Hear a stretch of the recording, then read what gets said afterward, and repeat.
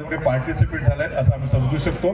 दरम्यान यावेळेला भैरवनाथ चाळगाव संघाकडे चढाईपटू सज्ज होतोय. जर्सी नंबर 10 ज्याने पहिल्या मॅच मध्ये शानदार खेळ सादर केलेला होता आणि पहिल्याच गुणाची कमाई करण्यामध्ये तो यशस्वी देखील ठरतोय. दरम्यान बीच कबड्डीची हीच खासियत आहे की एखादा खेळाडू जरी बाद झाला तर तो बॅकलाईनच्या बाहेर जात नाही, तो मैदानामध्येच राहतो.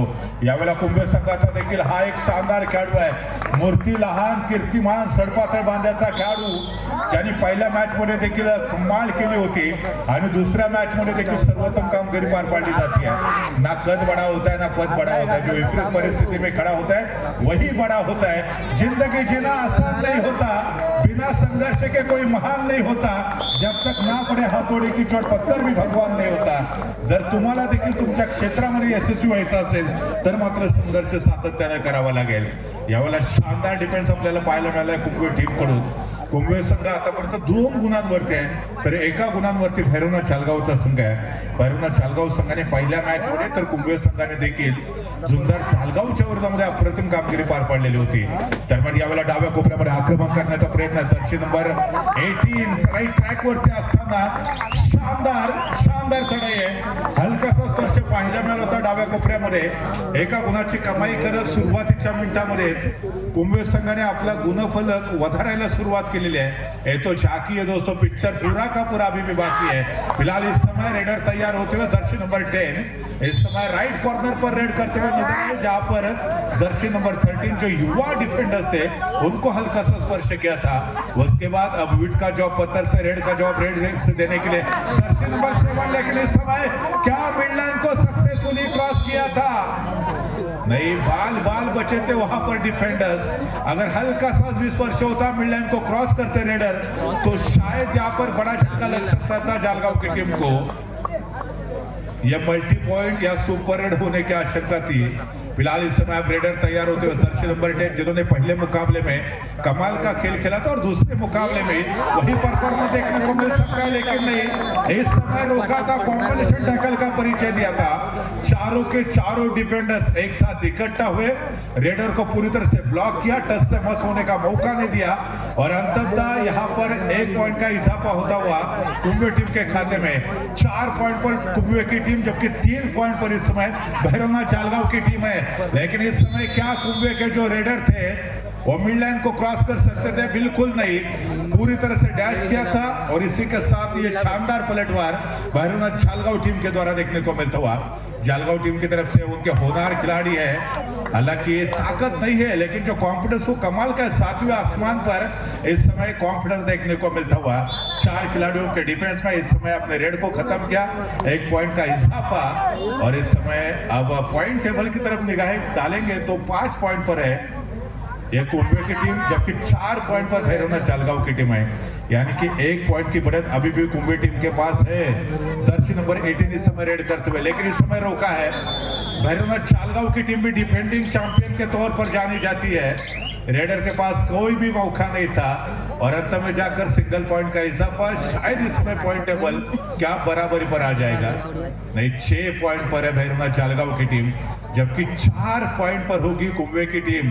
इस समय पॉइंट टेबल पर हल्का सा बदल होता हुआ दरम्यान त्याच वेळेला पुन्हा एकदा 1 गुणाची कमाई होती आहे. कुंभे संघाच्या खात्यामध्ये कुंभे संघ 5 गुणांवरती 6 गुणांवरती, भैरवनाथ चाळगावचा संघ याच्यानंतर देखील हाय व्होल्टेज लढत आपल्याला पाहायला मिळणार आहे.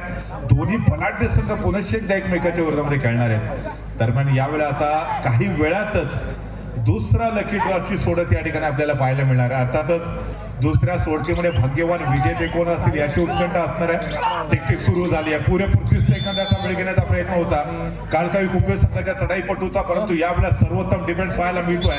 1 गुणाची कमाई केली जाते अर्थात भैरवनाथ चाळगाव टीम कडून आणि त्याच वेळेला कुंभे संघाचे जे प्रशिक्षक आहेत ते टाइम आउटची मागणी करतात. जाऊया कोचेस कॉर्नर कडे.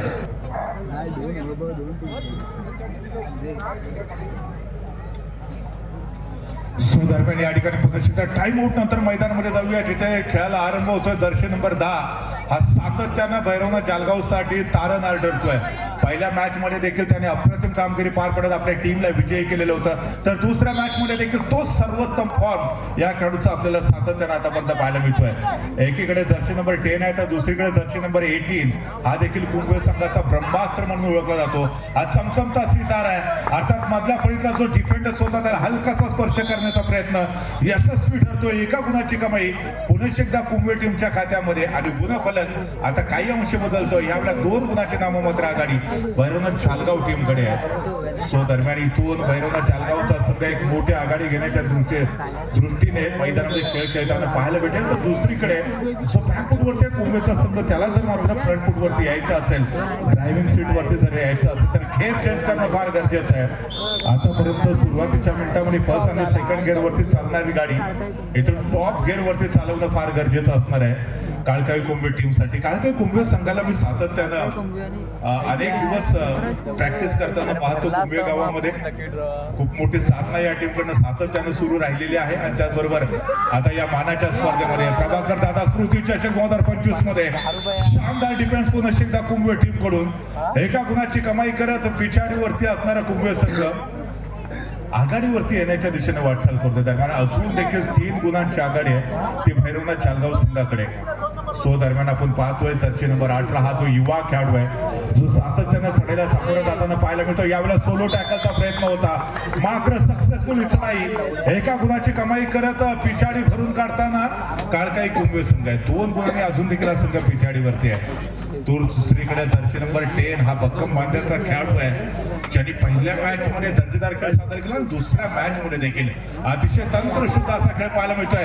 परंतु ह्या वेळेला 4 खेळाडूंच्या डिफेन्स मध्ये शानदार टॅकल केले जातं जर्सी नंबर 10 ला आणि पिछाडी पुन्हा एकदा एका गुणाने कमी होते. यावेळेला सद्यस्थितीमध्ये भैरवनाथ जालगाव संघाकडे केवळ आणि केवळ एका गुणाची नाममात्र आघाडी. 9 गुणांवरती काळकाई कुंभे तर 10 गुणांवरती भैरवनाथ जालगावचा संघ आहे. हा पहिला उपांत्य फेरीचा सामना मित्रांनो आपण पाहतो. याच्यानंतर संभवतः श्री साई वनन आणि श्रीराम कर्दे हे 2 बलाढ्य संघ दुसऱ्या उपांत्य फेरीच्या दरम्यान आपल्याला पाहायला मिळू शकतात. दरम्यान ऑनलाईन प्रेक्षक देखील खूप मोठ्या प्रमाणामध्ये असून देखील या क्रीडा स्पर्धेचा आनंद घेत आहे. सो यावेळेला एका गुणाची कमाई होती आहे. कुंभे संघाने आता खेळ चेंज केलाय. 10 गुणांशी दोन्ही टीम बरोबर जात आहेत. लहरों से डरकर नौका पार नहीं होती, कोशिश करने वालों की कभी हार नहीं होती. असफलता एक चुनौती है, स्वीकार करो क्या कम रहेगी देखो और सुधार करो जब तक ना मिले सफलता. नींद चैन की त्यागो तुम, संघर्ष का मैदान छोड़ मत भागो तुम, कुछ किए बिना कभी जय जयकार नहीं होती. कोशिश जिल्हास्तरीय कबड्डी स्पर्धेच्या निमित्त 3 दिवस माफ करा 3 दिवस जिल्हास्तरीय कबड्डी स्पर्धेचा फेस्टिवल आपल्याला पाहायला मिळाला. म्हणजे 25, 26, 27 अशा 3 दिवसामध्ये ही जिल्हास्तरीय बीच कबड्डी स्पर्धा मित्रांनो आपण सर्वजण पाहणार आहोत. दरम्यान यावेळेला रोशनजी रेवाडे सांगतात खूप छान आयोजन या स्पर्धेचं केलेलं आहे. आपण पाहतोय अर्थात एक दर्जेदार स्पर्धा मित्रांनो आपण सर्वांना पाहायला मिळते. दापोलीच्या ऐतिहासिक टासुरेच्या मैदानामध्ये 2 बलाढ्य संघांमधला हा मत देखील पाहायला मिळाले होते.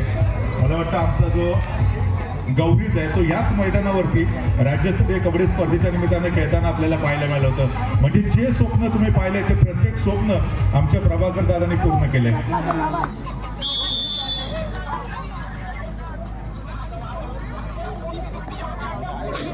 दरम्यान या ठिकाणी अजून एक आनंदाची बातमी मित्रांनो आपल्या सर्वांसाठी. 5 ते 10 जानेवारी या कालावधीत गुजरात येथे होणाऱ्या बीच राष्ट्रीय कबड्डी स्पर्धेसाठी वाकसाई क्रीडा मंडळ कोळपेवाडी या संघाचा खेळाडू आदित्य शिंदे याची महाराष्ट्र संघामध्ये निवड झाली आहे आणि अर्थातच त्याचा आपल्याला सार्थ अभिमान आहे. एकदा जोरदार टाळ्या मित्रांनो अर्थातच आदित्याच्यासाठी. आणि तो उद्याच्या दिवसामध्ये वाकसाई कोळपेवाडी संघाकडून खेळताना आपल्याला पाहायला मिळणार आहे. म्हणजे अर्थातच त्याच्यासाठी देखील ही रंगीत तालीम असणार आहे. रत्नागिरी जिल्ह्यामध्ये पहिल्यांदाच बीच कबड्डी स्पर्धेचं आयोजन अमर भारत क्रीडा मंडळ टासुरे या मंडळाकडून केलेलं आहे. खूप चांगलं आयोजन, खूप चांगलं नियोजन आपल्याला पाहायला मिळते. अनेकांनी भ्रमणध्वनीद्वारे देखील आम्हाला सांगितलं खूप चांगलं आयोजन पाहायला मिळते आणि त्याचबरोबर अनेक क्रीडा रसिकांच्या ऑनलाईन कमेंट देखील आपल्यापर्यंत आले की खूप चांगलं आयोजन आहे, खूप चांगलं नियोजन आम्हाला पाहायला मिळतंय आणि अशा पद्धतीची स्पर्धा आम्ही पहिल्यांदाच पाहतोय.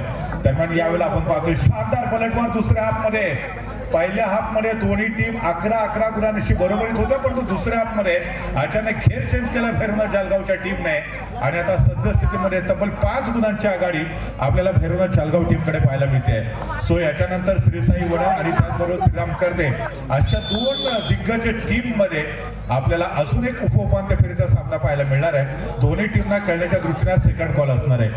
श्रीराम करदे आणि श्री साई वडन आपण खेळण्यासाठी सज्ज राहायचं आहे. आपल्याला खेळण्याच्या दृष्टीने हा सेकंड कॉल आहे. काही मिनिटं बाकी आहेत. आपल्या स्क्रीनवरती माझ्या समेत सुयोगदादा लाले पाहायला मिळत आहेत, ज्यांच्यामुळे ही संपूर्ण स्पर्धा दुर्वा स्पोर्ट्स यूट्यूबच्या माध्यमातून तुम्ही घर बसल्या देखील पाहू शकता. सो धन्यवाद कॅमेरामन. अर्थातच या ठिकाणी आपल्या स्क्रीनवरती आमच्यासोबत सुयोगदादा देखील पाहायला मिळाले होते. दरम्यान यावेळेला पुन्हा एकदा शानदार डिफेन्स काळकाई कुंभिया संघाच्या प्रांगणामध्ये अर्थातच युवा डिफेंडर्स आहेत. भविष्यामध्ये अनेक मोठमोठ्या स्पर्धांना सामोरं जायचं आहे, परंतु ज्या वेळेला बीच कबड्डीचा उल्लेख होईल त्या वेळेला रत्नागिरी जिल्ह्यामध्ये पहिली बीच कबड्डी स्पर्धा कुठे ऑर्गनाईज केली असा जेव्हा प्रश्न विचारला जाईल त्यावेळेला अर्थातच उत्तर असणार आहे अमर भारत क्रीडा मंडळ टाळसुरे या मंडळाच्या माध्यमातून टाळसुरेच्या भूमीमध्ये ही बीच कबड्डी स्पर्धा आयोजित केलेली होती. खरं तर या ठिकाणी आपण पाहतोय पुन्हा एकदा भैरवनाथ जालगाव संघाचा Jersey number 10 mid line cross होते का पाहूया. मिड लाईन क्रॉस होणं गरजेचं आहे. पंचांचा इशारा काय येतो, या एका गुणाची कमाई होती आहे पुन्हा एकदा कुंभ टीमच्या खात्यामध्ये. कुंभ संघाने देखील आता गेअर चेंज करायला सुरुवात केली आहे. पहिल्या हाफ मध्ये दोन्ही टीम 11-11 गुणांशी बरोबरीत होत्या. त्याच्यानंतर दुसऱ्या हाफ मध्ये अचानकपणे शानदार मुसंडी मारली होती भैरवनाथ जालगावने. सामना समाप्त होण्यासाठी शेवटची 5 मिनिटं बाकी आणि 5 मिनिटाचा खेळ शिल्लक असताना 19 गुणांवरती भैरवनाथ जालगावचा संघ आहे, तर 13 गुणांवरती कुंभचा संघ आहे. अर्थात सद्यस्थितीतलं जर चित्र आपण पाहिलं तर भैरवनाथ जालगावचा संघ या स्पर्धेच्या 3ऱ्या फेरीच्या दिशेने यशस्वी घोडदौड सुरू ठेवताना पाहायला भेटतोय. आयुष्यात जर यशस्वी व्हायचं असेल तर घराच्या भिंतीवरती उगवणाऱ्या सूर्याचं आणि पळणाऱ्या घोड्याचं चित्र लावून यशस्वी होता येत नाही.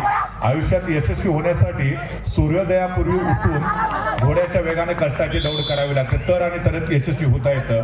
यावेळेला पुन्हा एकदा एका गुणाची कमाई आहे. याच्यानंतर सर्वात महत्वाचा सामना आपल्याला पाहायला मिळणार आहे. एकीकडे श्री साई वनांतर दुसरीकडे श्रीराम करते. दोन्ही टीमना खेळण्यासाठी 3रा आणि अंतिम कॉल आहे. चालू सामना संघाच्या दोन्ही टीमनी मैदानामध्ये दाखल व्हायचं आहे. दरम्यान शेवटचे 4 मिनिटं बाकी आहेत. या सामन्यासाठी पंचांच्या भूमिकेमध्ये प्रितेश आरेकर सर आहेत, त्याचबरोबर डॉक्टर संदेश झगडे सर आपल्याला पाहायला मिळत आहेत. दरम्यान यावेळेला जर्सी नंबर 10 हा देखील एक आक्रमक खेळाडू आहे, ज्याने भैरवनाथ जालगाव संघासाठी सातत्यानं खूप मोठं कॉन्ट्रीब्युशन दिलंय. आपली जी ताकद आहे, आपल्यातली जी प्रतिभा आहे त्याला चांगला परिचय दिलाय. यावेळेला थकलाय, प्रचंड थकलेला हा खेळाडू पाहायला भेटतोय. पुरेपूर 30 सेकंदाचा वेळ घेतलाय आणि त्या खेळाडू बाद होतोय. पहिल्यांदाच मला वाटतं या ठिकाणी पुरेपूर 30 सेकंदाचा वेळ घेऊन बाद होणारा खेळाडू आहे जर्सी नंबर 10 आहे. अर्थात 1 पॉइंट मिळतोय तो कुंभ संघाच्या खात्यात 21 गुणांवरती आहे. भैरवनाथ जालगावचा संघ शेवटची काही मिनिटं दुसऱ्या लकी ड्रॉच्या सोडतीसाठी. जर तुम्हाला देखील या लकी ड्रॉच्या सोडतीमध्ये सहभाग घ्यायचा असेल तर चला, अजून देखील काही मिनिटं बाकी आहेत. ऑनलाईन जे प्रेक्षक आमच्या बरोबर जोडले त्यांना देखील एक सुवर्ण संधी आहे. तुमच्या स्क्रीनवरती जो नंबर दिसतोय त्या नंबरवरती तुम्हाला 20 रुपये जीपे करायचे आहेत. 8 गुणांची भली मोठी आघाडी शेवटच्या काही मिनिटाचा काही शिल्लक असताना भैरवनाथ जालगाव या टीमने आपल्याकडे प्राप्त करून घेतली आहे. सो जर्सी नंबर 11 चढाई ट्रॅक वरती सज्ज होत आहे. 4 खेळाडूंचा डिफेन्स आणि यावेळेला पुरेपूर 30 सेकंदाचा वेळ घेण्याचा मानस या खेळाडूचा आपल्याला जरूर पाहायला भेटू शकेल.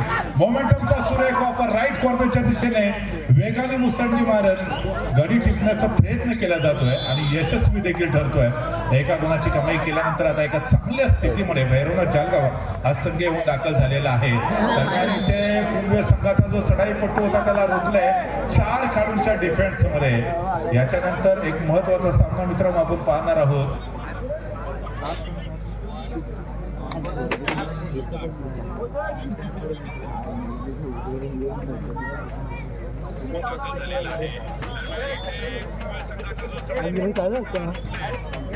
शेवटची काही मिनिटं बाकी आहेत मित्रांनो.